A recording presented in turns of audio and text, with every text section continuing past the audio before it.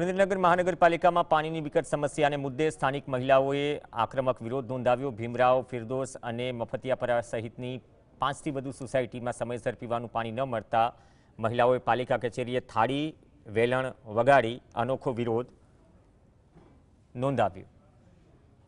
ચીમકી ઉચ્ચારી કે જો સત્વરે નિયમિત પાણી પુરવઠો પૂરો પાડવામાં નહીં આવે તો મહાનગરપાલિકાને તાળાબંધી કરાશે।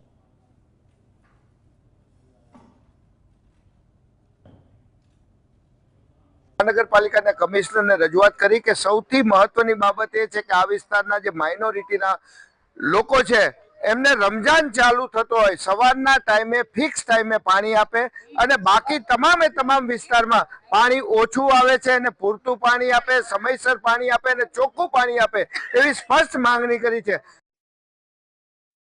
પાણીની સમસ્યા કાયમથી રહેશે એટલે હવે અમને પાણી આપો અને સરખું આપો, બરોબર।